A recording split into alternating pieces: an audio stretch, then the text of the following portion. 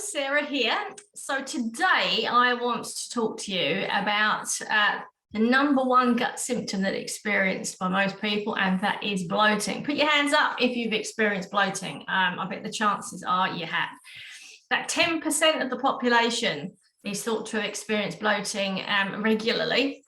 About 90% of those of us that have irritable bowel syndrome, bloating is going to be the top symptom that you experience as part of having irritable bowel syndrome. And about 75% of women will experience some form of bloating either just before they have their period or during their period as well. So it's really, really common, but it's also quite exhausting and can be demoralising. I know it's difficult shopping for clothes, thinking about you need something with elastic so that you've got some give. If you know you're going out for a meal and you're probably going to bloat when you eat, and so therefore you have to shop according to the bloat. So it's not great for our self-esteem. So I just want to talk a little bit about what bloating is, some of the causes of bloating, and then give you some tips on what you can do in the moment as well. So bloating is the feeling. It's the feeling of tightness, of pressure and fullness. Whereas the kind of the distended, swollen belly is technically not the same thing. So about half of people that have bloating will also have the physical swelling, but you can feel bloated and still have a flat tummy. So they're kind of two different things. So bloating is usually when there's a buildup of gas and it doesn't move through the gut as quickly as it should. You'll see sometimes that it isn't such a buildup of gas, it's just that we're a little bit sensitive to any kind of slight buildup of gas. So there's no one size fits all. How someone experiences bloating can be really, really different from another person. So you can feel excessively full even if you eat a very small amount of food or even a glass of water. I've certainly experienced that, where I've sculled a glass of water and then I just feel really bloated.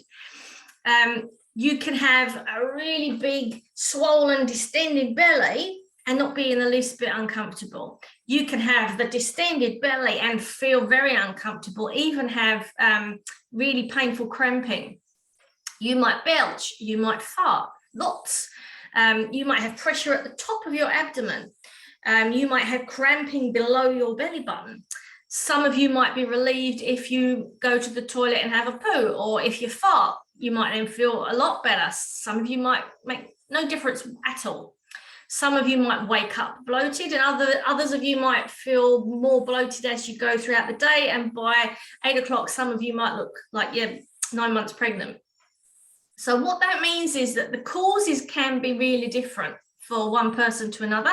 It might be that there are several causes rather than just one, and that sometimes means that the solution can also be different. What works for one person won't necessarily work for another. So let's talk about some of the causes for bloating. It might give you some ideas on what to think about and on what you could do to find out what your cause is if you experience bloating. So the first thing is the motility or movement of food through your gut. So you eat food, it goes into your tummy, it then moves into your small intestine, your large intestine, then you poo it out. That's basically what happens. So the movement of food in some people can be slow. So you might eat something, it might stay in your tummy for a long time before it then moves into your small intestine, or it takes a long time to get from your small intestine to your large intestine. Usually, if there is this kind of delay in movement or this slow movement, it can be that the muscles in your gut and the nerves that talk to the muscles aren't quite working the way they should. So sometimes that can be due to a pelvic floor injury or a pelvic floor dysfunction. Sometimes it can be a condition called gastroparesis, which can be addressed by GP. So if you know that sometimes it's just taking a long time, you can actually check your transit time by eating sesame seeds, a table of sesame seeds, and just seeing how long it takes for your food to pass through. And if it's 24 hours, that's way too long. It should be kind of around sort of 12 to 16 hours for the minute you eat something for it to pass through. So you can check that. Sometimes we could just be really hypersensitive. So it has got a lovely term called abdominophrenic dysnergia. And that's basically when the diaphragm doesn't relax. So your diaphragm is a big muscle that runs just under your ribs, above your abdomen. And what happens is when we eat, our tummy kind of fills up a little bit, it expands, and our diaphragm is meant to relax and allow that expansion. So if the diaphragm isn't relaxing, that can create that feeling of fullness. So sometimes if you actually measured the gas in your tummy, it's perfectly normal, but for whatever reason, the muscles and the nerves aren't talking to each other and it's not relaxing enough. That's why it's uncomfortable. Sometimes it might be your muscles relax too much and your tummy protrudes out. Again, when the volume of gas in your tummy is really normal. If you have celiac disease, that can also cause bloating. So if you think every time I have any kind of gluten type foods, I bloat, I have an upset tummy, I don't feel great, then it's definitely worth checking and ruling that out. So you can do a blood test to check for what we call antibodies. It's called the tissue transglutaminase test.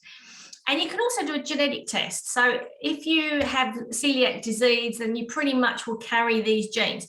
You can have these genes and not have celiac disease, but it just shows that there's a higher risk that you could if you have the genes. So again, talk to your GP about getting the genetic test. It's HLA-DQ2 or DQ8 genes. So it doesn't diagnose it, just means your risk is increased.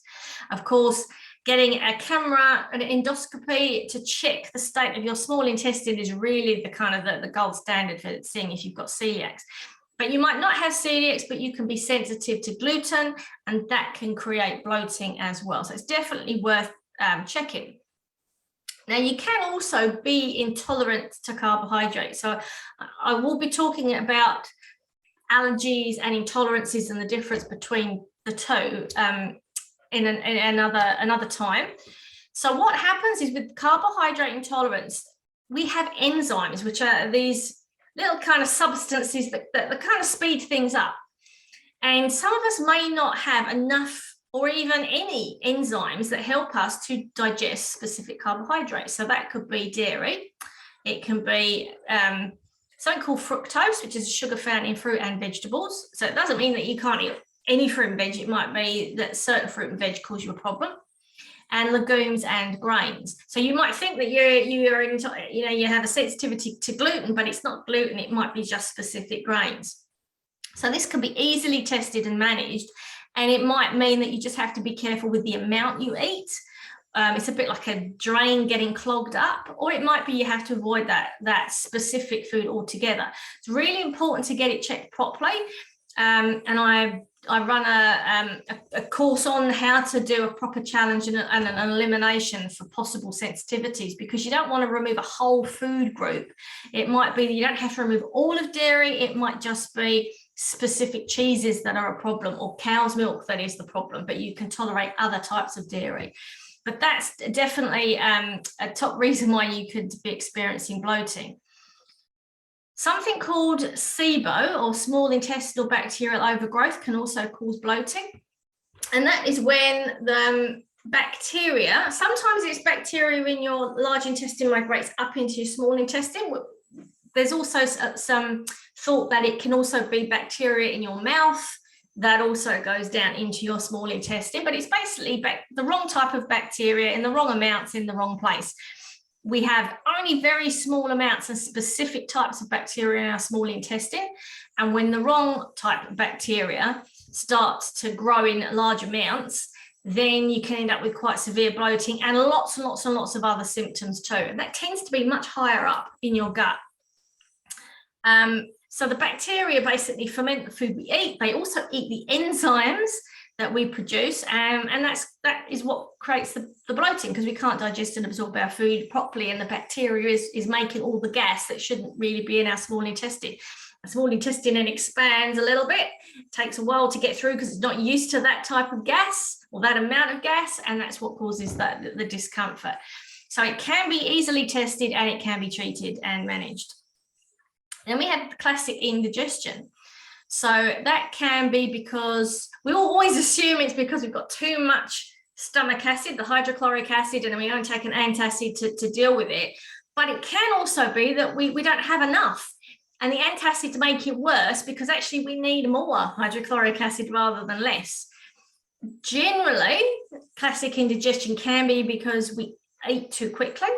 You know, we have teeth in our mouth, not in our tummy, and our teeth are there for a reason. We're meant to grind the food until it's liquid, then we swallow it, and then we can actually digest and absorb it properly in our stomach and intestine. So if you don't chew your food properly and you eat way too quick, that then can create bloating down the line as well.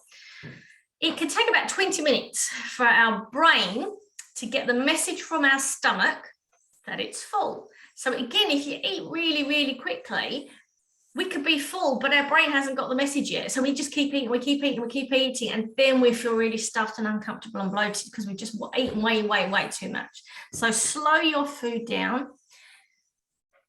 Perhaps look at how much you're eating, whether you're eating too much, perhaps too much too quickly, and make sure you chew until your food is liquid. SIBO as well, the small intestinal bacterial overgrowth I just talked about, can also cause an indigestion because you have the buildup of air, gas in your small intestine that then pushes up into your tummy. And so that can create that discomfort and bloating too.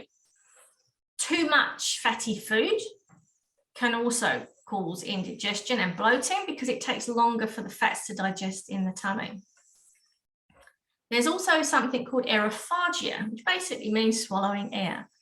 So we can swallow lots of air without even realizing it by eating too quickly. Maybe you're eating, you're talking, and you're swallowing lots of air along with your food. So that can actually cause bloating. If you sniff a lot, so it might be that, you know, certain times of the year, hay fever is running rampant. Maybe you have an allergy to something or a sensitivity to something, and you sniff. All you're sniffing in is air. That can go to your tummy, and that can create bloating and discomfort. Really common in little kids that have, you know, intolerances or allergies, and they're sniffing all the time. They're sniffing in the air, they can end up with tummy aches and bloating because of that. Stress, you tend to breathe more quickly, lots and lots of air in to deal with your stress. That will then mean that you can have lots of air in your tummy that could create bloating as well. Drinking carbonated drinks, obviously we've got the gas, the fizz. So the air is coming from the outside, it's building up, and then it's taking time to move through the digestive tract. So sometimes drinking lots of carbonated drinks can actually create your bloating. Next thing is constipation. So when you're constipated, the food is basically sitting in your large intestine for a bit longer than it usually does, and it backs up a bit like a traffic jam. And so the colon, the large intestine, kind of expands in order to contain the extra volume of food waste. And this can lead to bloating too, particularly because in the large intestine, the bacteria is fermenting and feeding on the food waste and creating the gas. So it's just the build-up from that normal process because you're constipated. If you have specific inflammatory bowel disease, so things like Crohn's, diverticulitis, diverticulosis, ulcerative colitis, sometimes they can also create bloating because the inflammation can create kind of partial blockages. So things aren't moving through as quickly as normal. So you get the narrowing of your intestines because of the inflammation. Sometimes you get that narrowing because of scar tissue and damage to the gut lining will also cause that kind of partial obstruction. And it just means that things kind of build up over time. Recent weight gain, so particularly if you put weight on around your belly, that can actually mean there's less room in your stomach and your intestines to function properly because you've kind of starting to get this layer of fat around your belly as well. Hormones definitely can play a role. So you have your thyroid, which is in your throat, which is responsible for basically metabolism, which is the burning up of food, the absorption and digestion and the use of food to make fuel in our body so that we can function. If that's under functioning, then that can actually slow our digestion down and can cause bloating and can also cause constipation. Perimenopause, that lovely time just before menopause when your hormones are all over the place and fluctuating, that can create bloating. And also endometriosis, because that hormone's involved in that as well. That can create bloating because estrogen and relatively low progesterone in comparison to the estrogen can actually cause fluid retention. So it might not be gas, it might be fluid. And that's because estrogen holds on to water and progesterone releases it. Estrogen and progesterone also in their own way can cause intestinal gas by either slowing up or speeding down your movement of food, your motility. And there are estrogen receptors. They're almost like little doorways that let estrogen into the cells in your gut as well. And so that can make you feel that little bit more sensitive when there's not a huge amount of gas, but you're a little bit sensitive to the little bit of gas there is. So you feel bloated, even if you're not, because of estrogen as well. So that there's lots of reasons why hormones can play a role in bloating. There are more serious reasons why you can be bloated, so it's always worth getting that checked out. So it might be that your pancreas isn't making enzymes anymore. You can get a fluid buildup in your abdomen called ascites. You can get bacterial infections. Sometimes you can have ulcers in your stomach or your small intestine or your large intestine, and that can create bloating again because of the inflammation. That means everything swells up and it narrows the path. And of course cancers as well, ovarian, uterine, colon, stomach, pancreatic, and mesenteric cancer can all create bloating. So if you have any of the following symptoms, you must go to your GP just to rule it out. So if you ever have blood in your poo, you must go to a GP and get that checked. Now, it can be that you have hemorrhoids. Again, if you've got constipation, you can end up with hemorrhoids, and that can cause a little bit of bleeding. So it might be just a tiny spot of red, bright red blood. But you can also end up with, if there's any kind of inflammation higher up, you can end up with kind of black tarry blood. So if there's any blood in your poo, it's really important you go to a GP just to get it checked to make sure that it's nothing serious that really does need to be treated.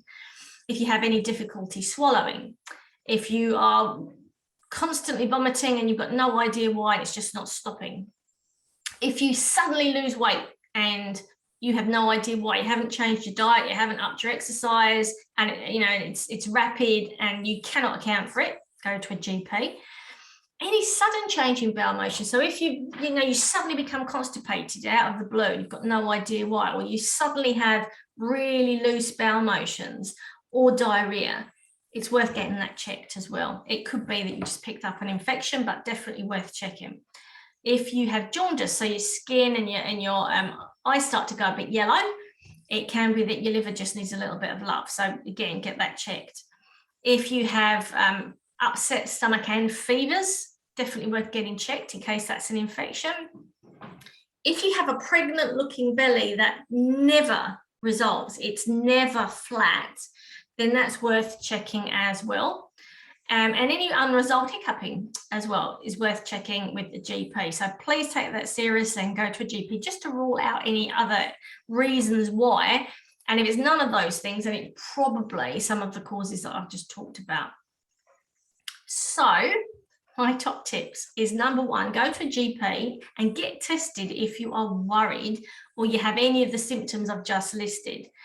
You can also go and see a naturopath or a nutritionist. If you've ruled out any of those must go to a GP symptoms, or you don't have any of those, then go and speak to someone and get it looked at, find out what is the cause or the causes, because you do not have to be bloated. It is not normal.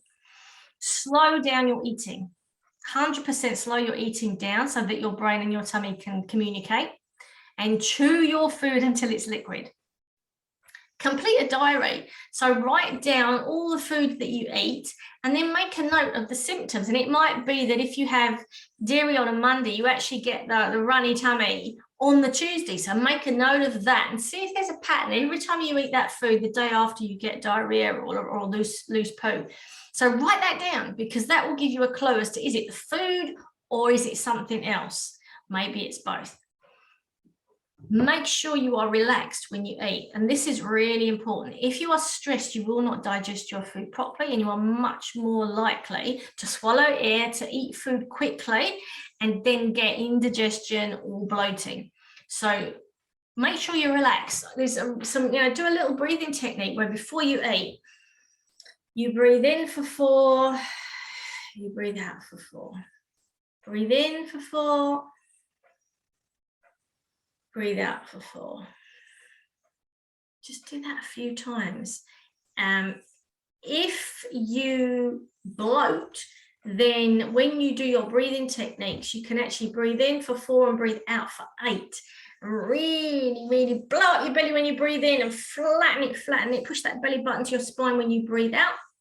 Belly breathing can be a fantastic way of helping to just kind of push everything through your body. So breathe before you eat in order to relax your body. And then if you do experience bloating, try that deep belly breathing in order to help deal with the symptoms of bloating. So you're breathing in and you're breathing out, push your belly in, count to 8. 4 in, 8 out, and do that. Or 4 in, 4 out just before you eat. So that's really important. Breathing, deep belly breathing is really, really good for bloating.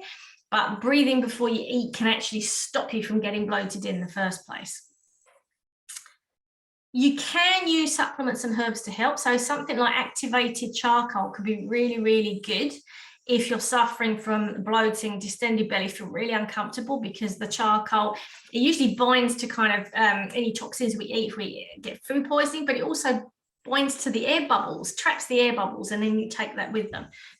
Or it takes the air bubbles out when you go to the toilet. So activated charcoal can be great. There's a herbal remedy called iberogast, which is fantastic, and you just put a few drops in your water and you could drink that, and that can help in the moment as well. Now you could try herbal teas like peppermint and chamomile, which can also be really lovely to help with bloat. Fennel tea, the old-fashioned gripe water, which was made with dill, was given to babies when they had colic, which is trapped wind. So fennel and dill can also, as a tea, can be really lovely in the moment if you've got any trapped wind. I love fennel and dill, brilliant. If you're really stuck, give me a shout. I have a 10-day mini course, which is called Beat the Bloat and Fix the Farts. You're more than welcome to come and do that. I do it live. Sometimes I have a recorded version of it too, which you could do.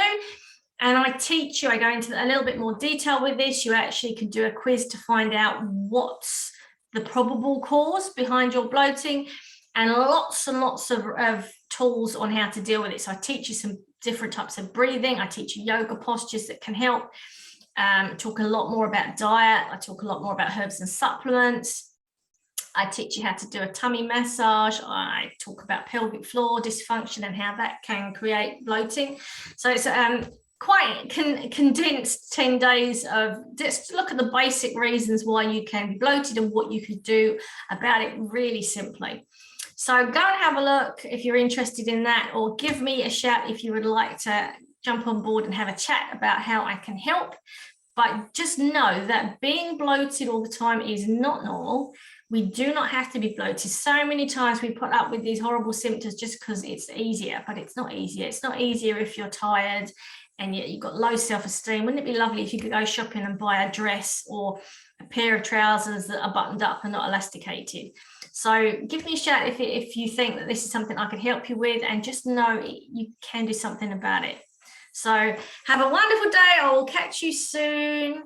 See you next time. Take care. Bye-bye.